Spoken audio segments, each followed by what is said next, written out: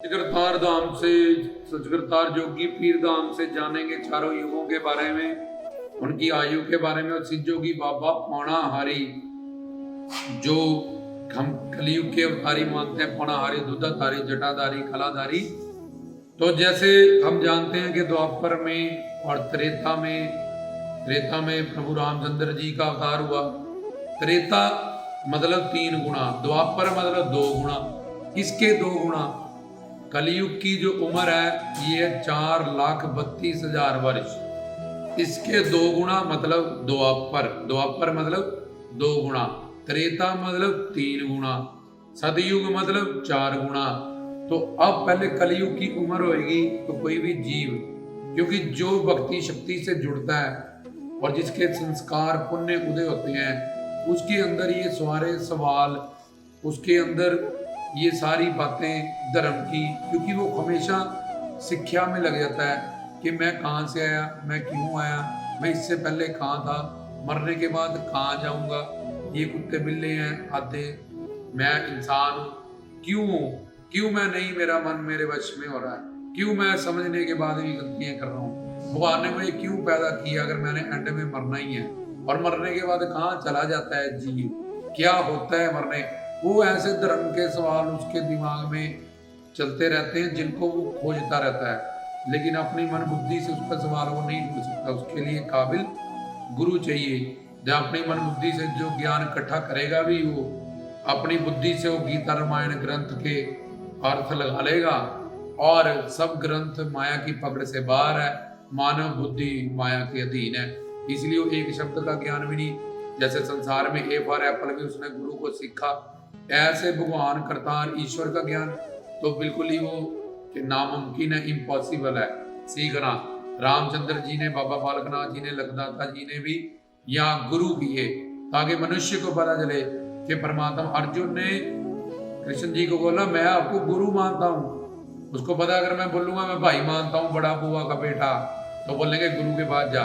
अगर बोले मैं तुम्हें भगवान मानता हूँ, तब भी बोले गुरु के पास जाओ। और उन्होंने कहा मैं आपको कृष्ण जी गुरु मानता हूँ, गुरु व शिष्य बन के आपकी शरण में आया हूँ। तो सिर्फ इतनी बड़ी महाभारत युद्ध में सिर्फ अर्जुन को ज्ञान सुनाई दिया, क्योंकि उन्होंने कृष्ण जी को गुरु माना और गीता का ज्ञान उन्होंने सुना। और युधिष्ठिर भी इनको नहीं मिला, क्योंकि ये उनको अपना बुआ का बेटा मानते थे। तो इसलिए जब हमें गुरु से परमात्मा ने, कृष्ण जी ने देखा हाँ इसने परमात्मा नहीं किया, इसने भाई नहीं कहा, इसने ये नहीं कहा, इसने गुरु का और शरण में आके, इसलिए मैं अब गुरु का कृपा से इसको ज्ञान दूंगा। और बाकी सब समय ठहर गया। कौरव पांडव उनके वो भी वही खड़े हैं, भीष्म पितामह, द्रोणाचार्य, सारे पांडवों के भाई, कौरवों के भाई, किसी के कान में कोई आवाज नहीं जा रही।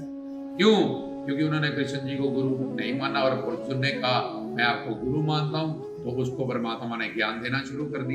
एक एग्जाम्पल से तुम्हें समझाया कि ये ज्ञान हमें सदगुरु से ही प्राप्त होगा, क्योंकि वो धरती पे उसका आना जाना है, उसकी बुद्धि में काल नहीं है, माया नहीं है, माया के 4 दोष, पंच क्लेश नहीं है। इसलिए वही हमें गीता का, रामायण का, कोई गुटके हो, चलीसे हो, गरुड़ पुराण हो, 18 पुराण, 4 वेद, 6 शास्त्र हो, तो वही हमें उसका ज्ञान बता सकता है। उसकी शरण में ही हमें जाना होगा, उससे ही हमारा स्वार्थ और परमार्थ जुड़ा है। भगवान किसी को ज्ञान नहीं देता है, भगवान गुरु से मिला जाता है। अच्छे कर्म करो, अच्छे संस्कार करो, वो भी तुम्हारे जैसे संस्कार पुण्य होंगे, वैसे वैसे गुरु तुम्हें मिलेगा। तो पूर्ण गुरु ही हमारा कल्याण करेगा, हर कोई गुरु हमारा कल्याण भी नहीं कर सकता है। जो 4 दोष, पंच क्लेश और त्रिगुणात्मक माया से परे होगा, उसको पूर्ण गुरु मानते हैं। तो हमने 4 युग आपको बताने हैं। 4,32,000 वर्ष का कलयुग, इससे डबल, द्वापर का मतलब डबल 864, और त्रेता का मतलब ट्रिपल 17,96,000 और 12,96,000, और 4 टाइम्स का मतलब सतयुग 17,28,000 वर्ष। तो 4,32 को डबल कर दिया, 864 हो गया, ट्रिपल कर दिया 1296 हो गया, 4 टाइम्स कर दिया 17,28,000 वर्ष हो गया। अब चारों युगों को मिला के एक चतुर्युगी होती है 43,20,000 वर्ष। तो इसमें 4 युग आ जाते हैं। द्वापर में विष्णु जी के अवतार होते हैं। हर द्वापर युग में कश्य अवतार, मत्स्य अवतार, वराहावतार, वामन अवतार, फिर नरसिंह अवतार, ऐसे विष्णु जी के 24 अवतार माने जाते हैं भागवत में। तो दूसरे जो बात हमने आपसे करनी है, सिद्ध जोगी बाबा पौणाहारी। अब कृष्ण जी, जब विष्णु जी का अवतार होता है द्वापर में, और कृष्ण जी के नाम से हुआ, रामचंद्र जी के नाम से हुआ, नरसिंह के नाम से हुआ, महात्मा बुद्ध के नाम से हुआ, वामन अवतार हुआ, मोहिनी अवतार हुआ, कश्य अवतार हुआ, मत्स्य अवतार हुआ। लेकिन सिद्ध जोगी बाबा पौणाहारी चारों युगों के अवतारी हैं। सतयुग में स्कंद, फिर महाकाल, फिर काल, फिर बाबा बालकनाथ। तो चारों युगों में वो अवतार लेते हैं। तो अब जैसे सतयुग, कलयुग, फिर द्वापर युग, त्रेता युग और फिर सतयुग। तो सतयुग में स्कंद, फिर महाकाल, फिर काल, फिर बाबा बालकनाथ। तो चारों युगों में 43,20,000 वर्ष में अजर अमर अविनाशी ज्योत है वो शिव पिता शिव शक्ति स्वरूपा अंश है। तो चारों युगों के उनको अवतारी माना गया। ये चारों युगों की उम्र आपको बताई गई। इसलिए उनसे जो जुड़ जाए, उनसे गुरु करके जब हम ज्ञान लें, नामदान प्राप्त करें और उनकी भक्ति करें, सेवा करें, तो ऐसे अजर अमर अविनाशी ज्योत है। अगर मोक्ष मुक्ति सचखंड सतलोक, जहाँ तुम्हारी आगे आने वाली, तुम्हें ज्ञान पढ़ के नहीं भी मिला, तुम्हारी जो आने वाली पीढ़ियां, चलने वाले वंश हैं, उनके लिए भी वो एक अजर अमर अविनाशी ज्योत से शिव पिता परमात्मा से जुड़ जाते हैं। तो वो चारों युगों की उम्र इसमें बताई गई 43,20,000 वर्ष की। और चारों युगों के सिद्ध जोगी बाबा पौणाहारी अवतारी हैं। स्कंद, महाकाल, काल, बाबा बालकनाथ, ये उनके चारों युगों के नाम है। तो चारों युगों में दुनिया को तारते हैं। कल पिछले प्रवचनों में बताया था कि कीर्तन के माध्यम से, कलयुग में कीर्तन प्रदान, हम अपना कल्याण कर सकते हैं। बाबा जी के नाम, गुण, रूप, लीला, धाम, संत, इनसे जुड़ के अपने जीवन का कल्याण हो सकता है। तो एक सवाल इसके साथ जुड़ता है कि सृष्टि और प्रलय, ये भी गुरु प्यारी साध संगत ने पूछा था। तो ये जो 43,20,000 वर्ष है, इसको एक चतुर्युगी कहते हैं। जब ये 14 बार बीत जाती है, 14 बार ये चतुर्युगी नहीं 71 टाइम्स बीत जाती है, 71 बार, तो उसको एक मनवंतर कहते हैं। मतलब 71 सतयुग, 71 द्वापर युग, 71 त्रेता युग, 71 सतयुग जब बीत जाएंगे तो उसको एक मनवंतर कहते हैं। 30,66,20,000 वर्ष का, इतनी आयु इंद्र की होती है। इंद्र जो स्वर्ग के 8वें स्वर्ग का राजा होता है, फिर इंद्र को भी चेंज कर दिया जाता है, तो इसको एक मनवंतर कहते हैं। ध्रुव प्रहलाद जो हुए, उन्होंने एक एक मनवंतर तक राज किया था पूरी पृथ्वी का। ओम नमः भगवते वासुदेवाय जप करके गुरु बना के नारद जी को जब ईश्वर के लिए, भगवान के लिए दुनिया को छोड़ दिए, 5-5 उम्र में चले गए भक्ति करने, तो फिर भगवान ने कहा कि अब तुम कर्म योगी हो गए हो, अब तुम माया से अतीत हो गए हो। घर परिवार, संसार, बच्चे, इनमें रहते हुए भी तुम्हारा माया कुछ नहीं बिगाड़ सकती, क्योंकि तुम्हारे पास स्वरूप शक्ति आ गई है, इसलिए तुम राज करो। तो अब तो अलग अलग प्रधानमंत्री है अलग अलग शहरों के, लेकिन तब उन्होंने पूरे एक मनवंतर के लिए पूरी सृष्टि पे राज किया। कर्म योगी रह के, काम, क्रोध, लोभ, मोह, अहंकार से रहित होते हुए भी शादियां भी की, उनके बच्चे भी हुए, लेकिन वो काम, क्रोध, लोभ, अहंकार से, माया से, मोह, ममता से, आसक्ति से परे हैं, क्योंकि वो अपनी मंजिल को पीछे भक्ति करके जो करना था कर चुके हैं, अब जो करेंगे औरों के लिए करेंगे। कि जो मुझे मिला, मीरा ने अपना काम उसका हो गया, अब एक तारा उठाया कि मैंने जो ज्ञान प्राप्त किया रविदास जी से, कृष्ण जी से, उनकी रहमत से, तो अब औरों को भी मिले, क्योंकि मेरे भाई बंधु सारे सुख शांति प्रेम आनंद चाहते हैं। जिसके भी संस्कार पुण्य उदय होंगे वो चलेगा, वो आएगा। बाकी जो दुख पाएंगे संसार में, जो बड़े झटका जिसको लगेगा, अपने आप वो भगवान की तरफ फिर आएगा। नौकरानी माया उसकी एक और है, जो संतों फकीरों ग्रंथों पंथों की बात नहीं मानता और फिर सुख मानता है। भगवान कहता है मुझे सुख दे, मुझे शांति दे, मुझे आनंद दे। गीता में कृष्ण जी ने कहा मैं जिस पे कृपा करता हूँ उसका संसार छीन लेता हूँ। ये कृपा है। कुंती से सब कुछ छीन लिया, कुंती बैठी है गोलोक धाम में। पांडु उसका पति था, वो भी नहीं रहा। 5 बच्चों का वनवास करा दिया, कितने कष्ट सहे। सुदामे ने कितने से कष्ट सहे। वो जिस दुनिया को छोड़ना ही है, ये अपना है ही नहीं है, अपने धाम में वापस जाना ही, तो भगवान कहता क्या उससे आसक्ति करेगा। जब तुझे पता चल गया कि ये चैनी नकली है, जो तू सोने की समझ के बैठा है, तो क्या तू उससे प्यार करेगा? नहीं करेगा। कि चूने का पानी है, ये दूध नहीं है।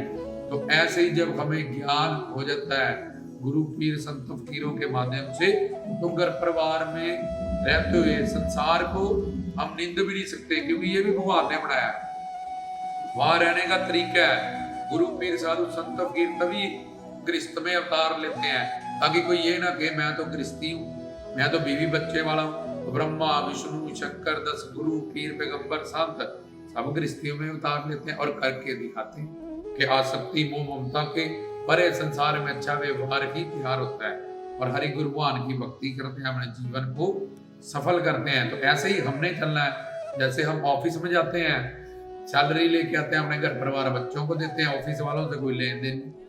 ऐसे ही मन को घर में भी आसक्त रखना, और यहाँ से सैलरी सेवा सिमरन भक्ति जिससे हमारा जीवन सफल हो, वो सब दौलत हमने अपने लिए इकट्ठी करनी है। 24 घंटे शरीर के लिए नहीं काम करना।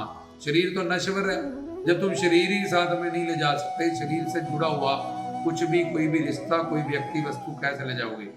तो ये था चारों युगों की उम्र। कुछ बातें हमने जोड़ दी इसमें कि सृष्टि की कितनी उम्र होती है। उसको 71 बार जब चतुर्युगी बीतेगी उसको एक मनवंतर कहते हैं, और जब 14 मनवंतर बीत जाते हैं तो उसको एक कल्प कहते हैं। 4 अरब 32 करोड़ 40 लाख 80 हजार वर्ष का एक कल्प तक सृष्टि होती है, और फिर प्रलय हो जाता है। इतनी देर तक कुछ नहीं होता। इसको ब्रह्मा का दिन और रात कहते हैं। तो ब्रह्मा के दिन एक कल्प जो तुम्हें बताया गया, इतनी देर तक युग बदलते रहते हैं। सतयुग, फिर द्वापर युग, त्रेता युग, कलयुग। जैसे अब ये कलयुग चल रहा है 4,32,000 वर्ष का। ये कलयुग खत्म हो जाए, कल की अवतार होगा एंड में, फिर सतयुग आ जाएगा। सतयुग के बाद फिर द्वापर युग, फिर त्रेता युग, फिर कलयुग। तो इस तरह से युग चलते रहते हैं, परिवर्तन होते रहते हैं। कलयुग में बंदे की बुद्धि का जो विवेक होता है वो सतयुग में बंदा इतना इंटेलिजेंट होता है, उसकी बुद्धि में इतना विवेक होता है। गुरु ने बात बोली, ऋषियों ने कैच हो जाती है, याद करने की जरूरत नहीं, एकदम दिमाग उसका इतना विवेकशील होता है। फिर और कम हो जाता है अगले युग में। और कलयुग में क्या खाया, कल क्या खाया था पता नहीं, वहां ऐनक रखी थी कहीं पता नहीं, वहां मेरा जुत्ती कहाँ चली पता नहीं, पर समय पैसे। तो इसकी जो बुद्धि है, विवेक है, कलयुग में इंसान का वो इतना कम हो जाता है कि 2 मिनट बाद ही 10 मिनट बाद ही इसको बात बोलना शुरू हो जाती है। इसलिए बार बार जितनी बार लेक्चर सुनेंगे, जितनी बार ज्ञान सुनेंगे और हमारी शरणागति गुरु की कृपा से उतनी, अगर तुमने हमने तो सुन ही रखा है, बार बार सुने तो ये तुमको कि हमने तो रोटी खा ही रखी, अब दोपहर में क्या करनी खागे, रात को क्या करनी खागे, सुबह पानी पिए था। तो कलयुग में तरने के लिए सब शास्त्रों ने कहा ऐसे गलती कभी मत करो कि मैंने तो लेक्चर ही ये सुन रखा है, ये प्रवचन ये तो मैंने, क्योंकि तुमने जो आज सुना है शाम तक तुम्हें 20% रात तक 0 हो जाओगे। तो बार बार सुनो, इतनी बार सुनो जब तक तुम्हारे अंदर वो घर ना कर जाए, ठहर ना जाए, रुक ना जाए, क्योंकि तुम्हारे संस्कार, तुम्हारे पाप, तुम्हारी बुद्धि में जो विवेक है वो बहुत कम है। तो ये इसमें बताई गई चारों युगों की उम्र, कितनी देर तक सृष्टि होती है और उसका प्रलय हो जाता है। तो ये सृष्टि क्यों हुई, ये पीछे प्रवचन में हमने आपको बताया था, और इसमें 4 युगों की उम्र हमने आपको बताई। और उसके बाद से जोगी बाबा पनाहारी चारों युगों के अवतारी हैं, संत कौल महाकाल बाबा बालकनाथ, ये भी हमने जाना। चारों युगों की उम्र जानी, मनवंतर के बारे में जाना, कल्प के बारे में जाना, क्योंकि तत्व ज्ञान जानने से, समझने से, ये कल्प को क्यों हमने आपको बताया कि अगर तुमने मनुष्य शरीर को खो दिया तो ये जो एक कल्प है, ऐसे वेद शास्त्र ग्रंथ कहते हैं, ऐसे करोड़ों कल्पों तक फिर तुम्हें नर नारी का मानव शरीर नहीं दिया जाएगा। भगवान बोलेगी माया कि तूने ये शरीर जिस काम के लिए पाया था तूने अवसर खो दिया, ला जो तूने काम किए, खाया पिया सोया भोगा, ये 4 काम तूने किए हैं, ये मानव शरीर में नहीं, ये तो तू कुत्ते बिल्ले बंदर बन के भी कर सकता है। इसलिए इस शरीर को तू अब जमा करा, तब कि तुझे पता चले कि ये शरीर कितना अनमोल था। और 84 लाख का चक्कर लगा, स्वर्ग नरक भोग जाके, फिर माँ के पेट में लटक जाके, 4 खानियों से पैदा हो, और तुझे उल्टा लटका के रखूंगा। 6ठे महीने के बाद 7वें 8वें महीने में बच्चे को होश आती है पूरी, और वो तरले करता है, हे परम पिता मुझे बाहर निकाल, इधर गर्भाशय से, बच्चेदानी से मुझे यहाँ कीड़े खा रहे हैं, मैं बोल भी नहीं सकता, कुछ कह भी नहीं सकता, पीछे मैंने जो गलतियां की मैं इस बार नहीं करूंगा, मुझे बाहर निकाल, मैं तेरी भक्ति करूं, मैं गुरु बना के ज्ञान प्राप्त करूं। और फिर जैसे ही वो पेट से आता है बाहर, वैसे ही ये 500 का नोट लड़का हुआ, ये दादी दे रही है, ये नानी दे रही है, कोई नहीं राम नाम उसके कान में बोलता, कोई नहीं कहता ज्ञान बढ़ो गुरु बढ़ाओ। तो वो बेचारा पहले ही माया के अंडर और जो माँ के पेट में वादे की एंड में दोनों को बोलता हुआ हर जन्म की तरह वो सब कुछ इस जन्म को भी बर्बाद कर लेता है। माँ के पेट में रक्षा किसने की? परमात्मा ने। माता पिता ने क्या किया? विषय भोग किया उन्होंने, कि शादी की है तो बच्चे तो पैदा करना ही है, लेकिन वीर्य कैसे बढ़ा? भगवान की कृपा से। ये धरती कहां से आई? अनाज कहां से? धरती किसने कही? भगवान ने। तो हर जगह हमारा भगवान ही हमारा सब कुछ है। माँ के स्तनों में दूध किसने बनाया? माँ ने। माँ को बोलो अब बना के दिखा, नहीं बन सकता जी, और तो टाइम है, ठीक है ना। तो इसलिए माँ बाप हमें लाने का एक जरिया है दुनिया में। इसलिए ध्रुव प्रहलाद ने कहा कि माँ तू मुझे इस दरबार पे संसार में लाई है, द्वार बनी है, लेकिन मेरी भक्ति में दीवार नहीं बनना, ये तो तेरी और मेरी नहीं बनेगी।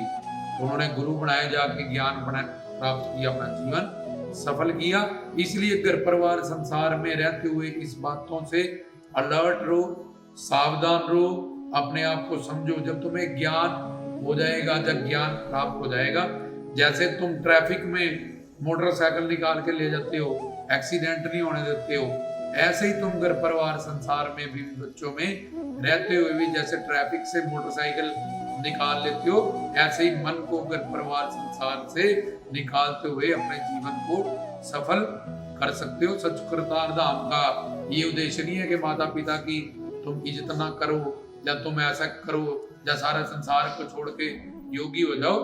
तुम ज्ञान लेके संसार को समझो। संसार शरीर के लिए, अच्छे व्यवहार के लिए, आत्मा परमात्मा के लिए, सुख शांति प्रेम आनंद। इसलिए अगर तुम भगवत प्राप्ति में चल गए, जब भक्ति की दुनिया में कोई टांग अड़ा रहा है तो फिर वो अड़ाता रहे। भगवान तुम्हें कहेगा, तुम्हें किसी सब ऋणों से आजाद करके तुम्हें कोई पाप नहीं लगे। लेकिन अगर तुम भक्ति भी नहीं करते हो, सेवा सिमरन भी नहीं करते हो, और तुम बोला हम भी घर बार छोड़ देंगे, ऐसा कर लेंगे वैसे, तो तुम्हें फिर दंड मिलेगा कि तूने कर्मकांड भी नहीं किया, भक्ति भी नहीं की, तो संसार के लिए तो तू तब भी नरक में ही जाएगा। तो इसलिए संसार में रहते रहते जो भगवान की शरण में चले जाते हैं, गुरु की शरण में चले जाते हैं, उनको किसी ऋण को चुकाना नहीं पड़ता, कोई पाप उसको नहीं लगता, क्योंकि पाप पुण्य का जो हिसाब है वो भगवान रखता है और गुरु भगवान का रूप है। इसलिए भगवान कहता है कि तूने अपने असल पति के लिए, असल पे बाप के लिए, असल माँ के लिए, असल रिश्तेदारी के लिए, संत तेरे रिश्तेदार है, इनको छोड़ा है झूठों के लिए, से तेरे को कोई पाप नहीं। तू संतों की शरण में चला गया, कुड़िया में छोड़ गया चढ़ के, पर अगर तू चला गया वहां भी जाकर तू ना भक्ति की, ना सेवा की, ना सिमरन किया, तो फिर वो तुझे दंड देगा, धोबी का कुत्ता, ना घर का ना घाट का। तो ये था चारों युगों की उम्र और कुछ बातें जिससे हमारा जीवन सफल हो। गुरु प्यारी सारी साध संगत को रामदास की तरफ से सजी।